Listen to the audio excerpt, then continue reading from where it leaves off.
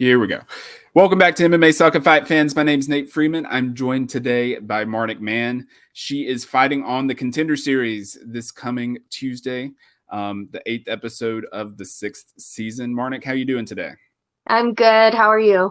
I'm fantastic. I am looking forward to seeing you fight, and I'm looking forward to talking with you. So let's go ahead and get right into it. You're fighting Bruna Brasil in the strawweight division. I think the Contender series mistyped that and said it was a flyweight contest, but both of you are strawweights, so it makes sense that it would be a strawweight contest, and you said that that was what was in your contract. Mm-hmm. So go ahead and talk to me about the fight, how you see her as an opponent, and maybe give me your thoughts on how you see the fight going itself. Well, first off, I'm really excited that I'm fighting somebody from another country. I think that's really cool in itself. She's obviously good. She gets to be on the Contender series, and she's really. I mean, everybody's tall to me, right? I'm 5 feet tall. She's I think maybe like 5'5" or 5'6", but I'm used to that. She has really pretty kicks. She's really good, like rangy, lengthy fighter, and kind of like fighting at her range and then picking when she's gonna come in. So, I mean, it's no surprise that I'm not gonna fight at her range, right? Like being the smaller person, I need to get in and fight at my range. So, I see this fight going.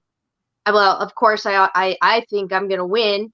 Um, I always look for finishes when I fight. Like I don't just try to outpoint somebody. I do my best to try to finish, which I finished 8 out of 10 of my MMA fights, including my amateur career too. So every time I fight, I'm trying to finish, and that's exactly what I'm going to do with this one too.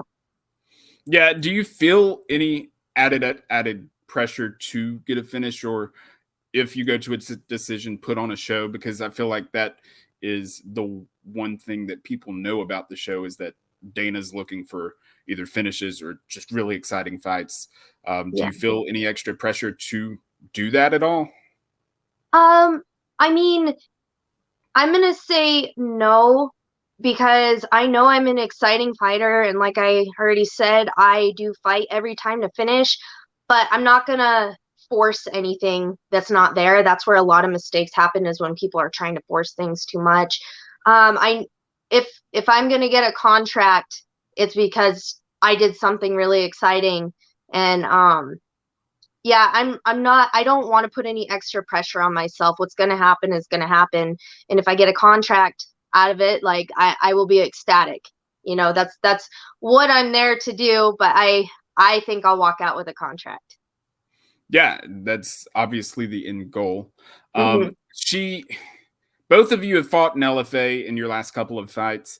And honestly, if this wasn't on the Contender series, this very well could have been the LFA strawweight title fight.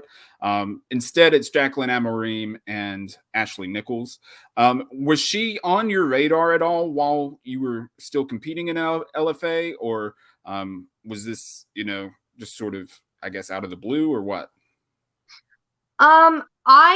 I didn't know of her in LFA until my managers called me and told me about the opportunity for Contender series, and they said this is great. It's going to be an even bigger platform for somebody that you could already potentially fought. So, yeah, I didn't know of her.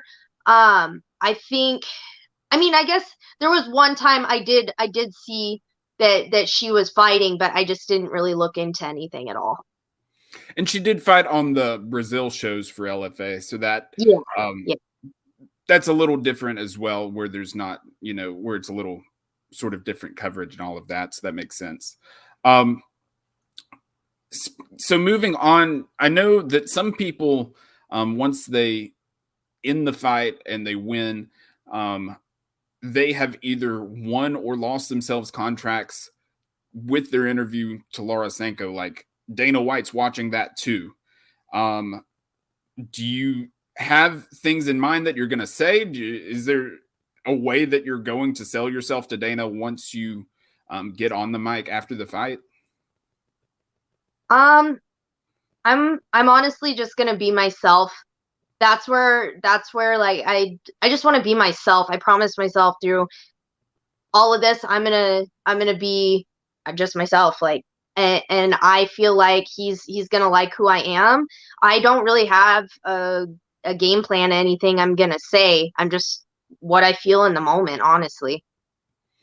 And honestly, to me, that's the best way to do it. Like I almost don't like when people have all these prepared lines and stuff, but I understand where they're coming from with it too, because there are people that like that. Um, so I'll say I appreciate just being yourself. So moving from talking about the fight and post fight and everything to before the fight, obviously we're less than a week away to the fight at this point. Talk to me about how preparation's going, not just physically and preparing for Bruna Brasil as an opponent, but mentally. I don't know, is there any extra preparation to sort of help your anxiety, um, or help any nerves that you have performing on a bigger stage? Is there anything that you do to mentally prepare, like envisioning how the fight goes or anything like that? Yeah, I envision how the fight goes. You want to feel like you've already been there. Something else that I do is I don't expect things to always go according to plan. Like, it it rarely is going to happen. If it does happen, that's great. So I also envision myself in other situations where I have to overcome things and how I'm going to do it. I also envision my walk out there. I envision everything in the cage. I mean, like, I've had 10 fights, and I do get like a little bit of sensory overload, and that's just kind of anxiety and everything. So I try to take any bit of like stimulus out that I possibly can, like the feeling of the cage on my back, taking in the lights, people cheering, kind of stuff like that. So mentally prepping is mostly just me envisioning I've already been there. I know that I put the work in already too. Like this fight camp, I have been like I'm definitely the most physically prepared I've ever been. And that, like, going into the mental aspect of that, that leaves me like extremely confident too, that there's no matter what, I know I gave it absolutely everything that I possibly could have. So Yeah, it's just, yeah, kind of that too. that makes sense. And do you think that along those lines, helping you zone in and focus, not having a walkout song or having the announcer announce you before the fight, do you think that helps you focus and sort of take distractions away? I'm not Or really is that sure. I something guess you're going to miss? I don't know. I guess we'll have, like, when we're in the moment, I'm gonna see how I feel with that, because it definitely will be different that I don't have music I'm coming out to. There's definitely a very, very small crowd, and like you said, them not announcing us. So it'll be a little bit different, but that's also been something that I've been practicing while I'm at practice too. Kind of like the more quiet and kind of going out there and not doing the whole music thing. And so yeah, we'll see how I feel. I think everything's gonna go really, really good, and I've already like did the mental preparation and envisioned it. Walking out with no music and just like a little bit of a crowd and everything. Yeah, that makes sense. Moving on to film preparation, I know different people say different things about how they prepare in terms of watching film. Some people want to watch as much as they can so they can know their opponent's every move. Some just say, I don't want to watch anything. I'm fine with the coaches watching it and telling me what they saw. And then some are in the middle to where I just watch a couple fights just to get a general idea. Where do you lie on that scale? How invested are you in watching what your opponent does? Um, I honestly, I do a lot of my coach will watch a lot of the film. I'll watch a little bit of it. I'll maybe watch it with him. My teammates can watch just a little bit of it too, but I don't overly invest in anything. We prepare accordingly, but there's also like a fine line where you don't want to build people up to where, like, I respect all of my opponents, but I don't want to make them this huge monster that I'm like, I can't do this. Like, I can't beat that person. So I watch a little bit, but I think mostly my coach watches a lot of it, and then we plan from there. Yeah, That makes sense. Okay. So moving from the fight and all of that, let's talk about you a little bit more. First of all, when I told some people that I was interviewing Marnic Mann, they were like, "That's a interesting name." Yeah. People that I've talked to outside of fighting. So I'm curious if you know where your name comes from, if it has any particular meaning or anything like that. It's a combination of my parents' names. So my dad's name's Marty and my mom's name's Nicole. So they took the three letters from the starting of each of their names. So that's how I got my name. I Got it. haven't met anybody else in the world named Marnick, so I mean I don't get mixed up with anybody, and it's definitely unique and people remember who I am. Absolutely. Yeah, that's a very unique name.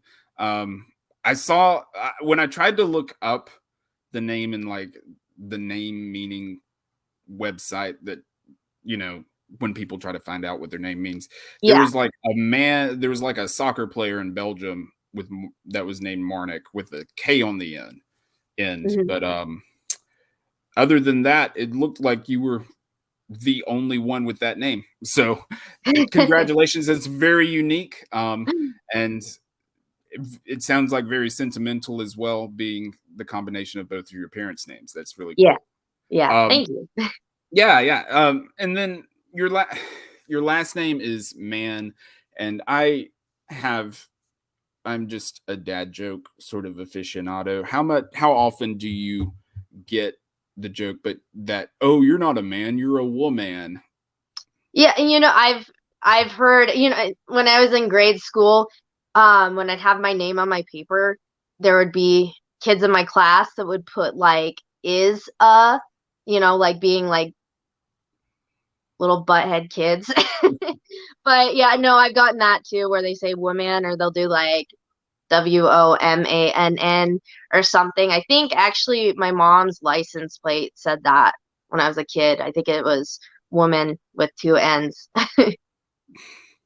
Yeah, I, that's just where my mind went, and I'm sure if I had told my dad about your name, that he would have said the exact same thing. My humor is unfortunately leaning towards my dad's humor, which I'm frustrated about, but at this point it's almost like a natural reaction for me to say some of these things, which I get frustrated by it, but some people that I'm around like it, so that just feeds into it. Anyway, enough about me. We'll move on.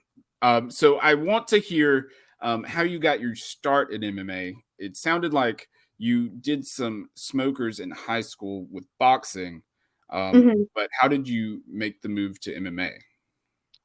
Well, I did, yeah, so I did too. They had the high school smokers, and those are only like they're 1 minute rounds, and it's just going out there with huge gloves and headgear.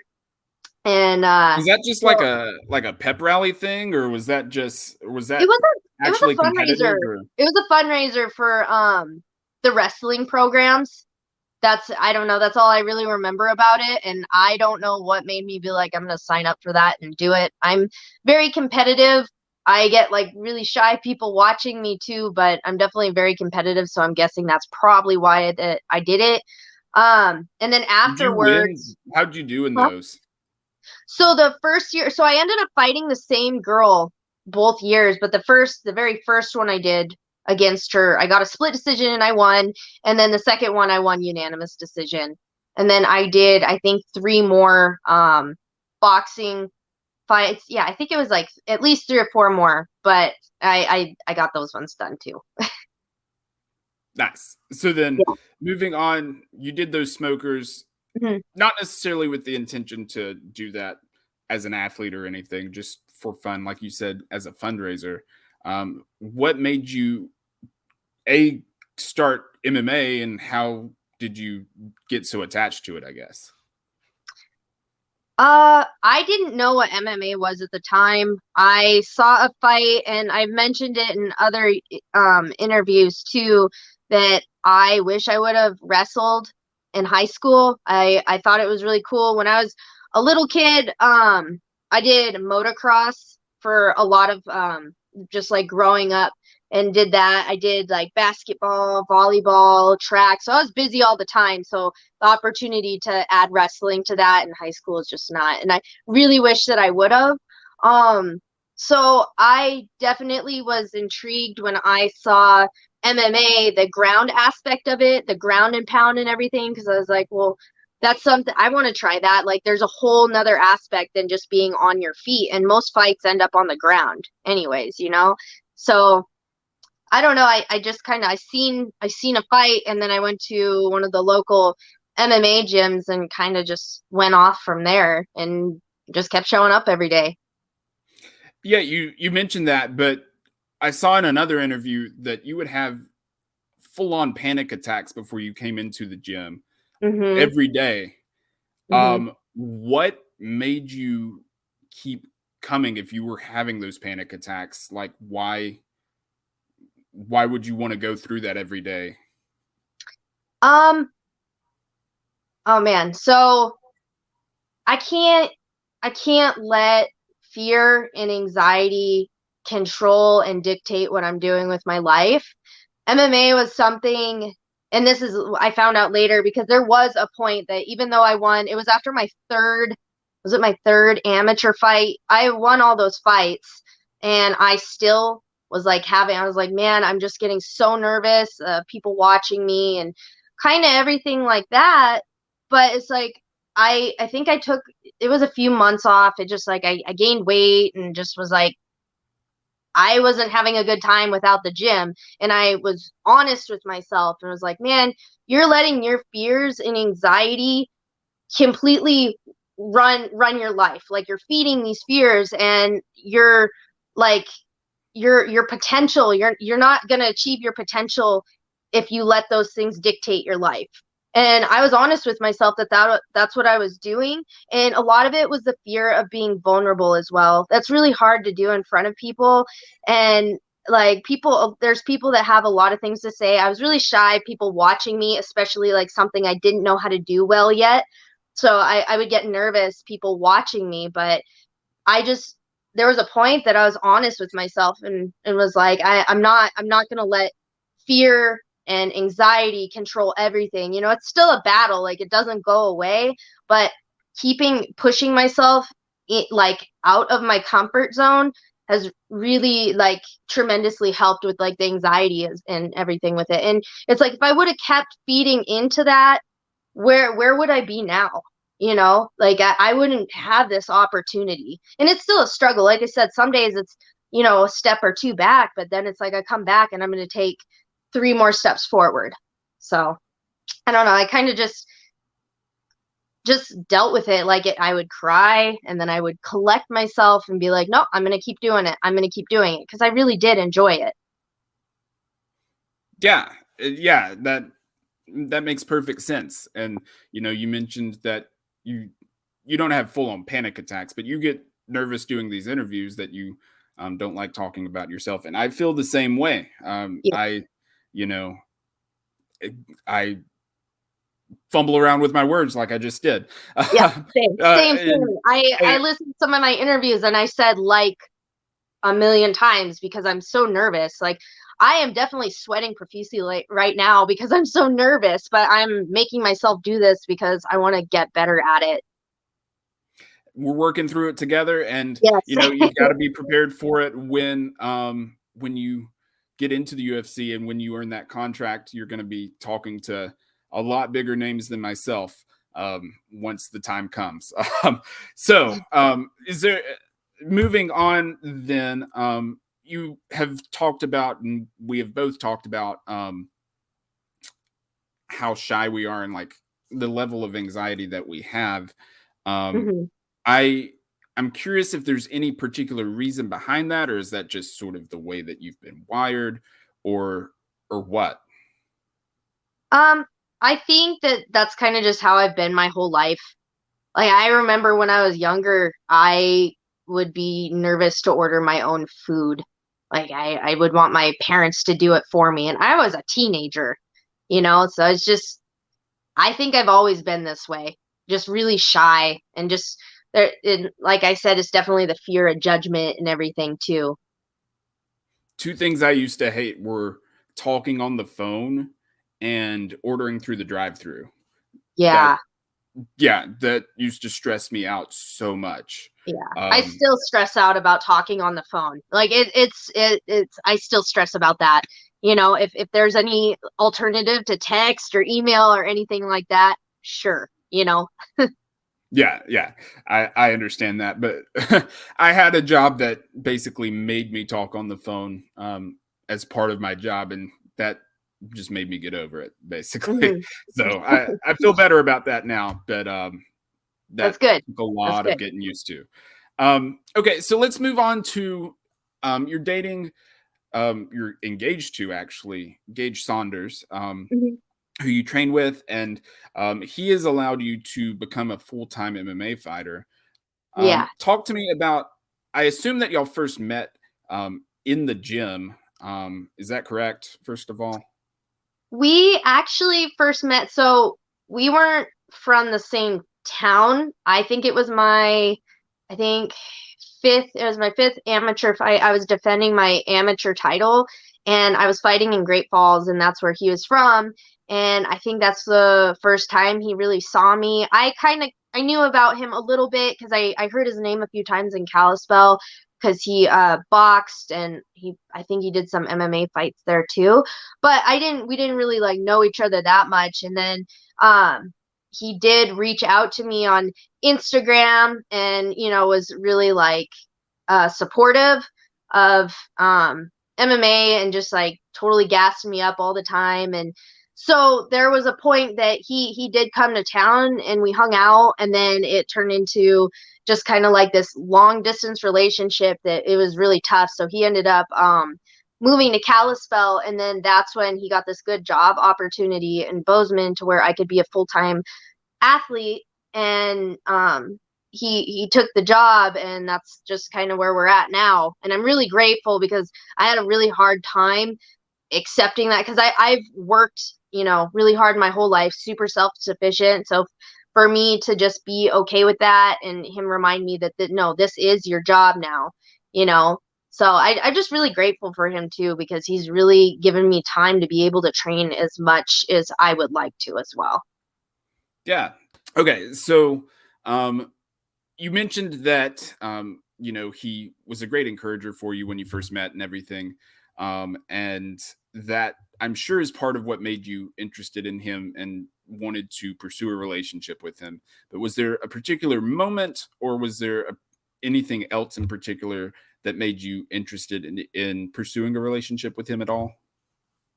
Honestly, I'm a very deep person, and he was somebody that I connected with really, really well. And he also he's very deep, and I don't know, it's just definitely that emotional connection with him, and it was like right away too. Like if it felt like I've known him for forever, and it was really easy to talk to him. Like the first time we ever hung out, it wasn't weird or anything. We were able to just talk, and I could be myself, and it just made me feel really good, you know? And that's always what you're looking for in not just a romantic partner, but a friend, someone that lifts you up and makes you feel better. I was on the phone with one of my friends literally before we started this interview, and that's exactly how he makes me feel. Like he's just so encouraging and so uplifting. So I'm thankful that you have someone that makes you feel the same way, and someone that is just so uplifting to you. Um, okay, I so gotta add too, I mean, he's super attractive. That definitely wasn't, that's not the only reason, but he's pretty easy on the eyes. yeah, that's fair. So speaking of what is next for him, he's obviously also an MMA fighter. Mhm. And he won his last fight. He's fought in LFA plenty of times, but his last fight wasn't in LFA. Is there any word on what's next for him? Um, One thing about Gage is he loves to fight, and he's kind of like I'll he'll fight anybody. He doesn't cherry pick his fights. He wants tough fights too. So, ultimate goal, of course, like Bellator or UFC or anything, but hopefully, I can't remember if it's like October or November, but hopefully he'll have something coming up like super soon. Good deal. Good deal. We'll look Yeah. forward. We'll be on the lookout for that, and I'll be sure to talk to him when his fight comes up as well, and maybe get his side of the story of what made him interested in you. It may be the same thing. Yeah. So then, obviously, you're engaged. So I do have to ask: is there any plans set in place for the wedding? Like, is there a date or anything like that? We don't have a date yet. We're hoping maybe next summer. Just kind of depends. Like the only reason we haven't gotten married yet is just we're so busy all the time. And I that's pretty much the only reason. And we want to actually have a ceremony and everything so that our friends and family can be there. Um yeah, and it's just being busy. Just busy all the time. So hopefully next year, but it just totally depends what's on the agenda. There's no rush. Y'all are still Yeah, young, there's so. yeah, yeah. But I'm sure that you've thought about this, and some fighters do one thing, some fighters do the other. But have you considered? Are you planning on changing your name to Marnic Saunders, or are you keeping Mann, or what's your thought process there? I'm gonna take his last name for All right. sure. Yeah. Yeah, I'm gonna take his last name. And it still flows with my nickname and everything. So Yeah, the savage at the end with the alliteration always works well. So I think that'll work well. yeah. Sawed off savage. My good sawed off savage Saunders. Yeah, that may even work better, honestly. So Yeah. but yeah, and what an incredible nickname. You mentioned that sawed off the sawed off part is because you're short. And then Yeah. savage, obviously that's a pretty common fight nickname. So that I just thought that I think that's a really cool nickname as well. Thanks. Um, Gabe thought of it. He gave it to me. He's very clever. He's really good at like nicknames and stuff. yeah, And it because was he's something. the gangly gangster, isn't he? Yeah, yeah. So that's another cool one. Like I he like the originality of them. I don't yeah, think I've ever heard of either of them before. very creative, and I always love creative nicknames. Hmm. How many? I mean, how many pit bulls are we gonna know? Like how many the Spartan or whatever? Right, right. Like Yeah. be original, be yourself. Yeah. Yeah, so I really appreciate that, along with your interesting and unique first name as well. So that just makes you that much more unique. So that's really cool. Um, Thank you. okay, so really quick, let's do a few rapid fire, um, just quick questions. First of all, do you have a favorite movie or book? Um, I like the Harry Potter series for sure. I'd say that. I think Bridesmaids is one of my favorite movies.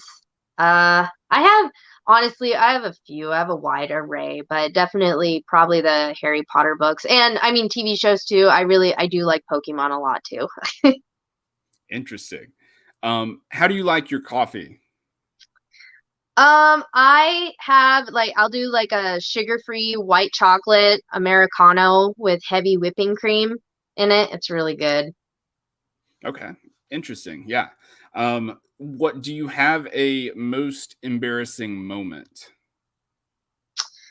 Um, that you're willing to share? I guess. yeah, I don't know anything off the top of my head. And anytime it's like think of like one recent event or anything, I'm just like can't. I'll skip that one. If I Don't could want to think talk of it, about I'll let it. you know. But Okay, so then maybe we'll talk your favorite striking technique and your favorite submission. favorite submission, I would say, would probably be a triangle choke. I can I've been experimenting with them and finding them at all sorts of different places. And once I have it locked in, I'm pretty solid that I'm gonna get the sub. Um, and then for striking techniques, elbows definitely they cause a lot of damage.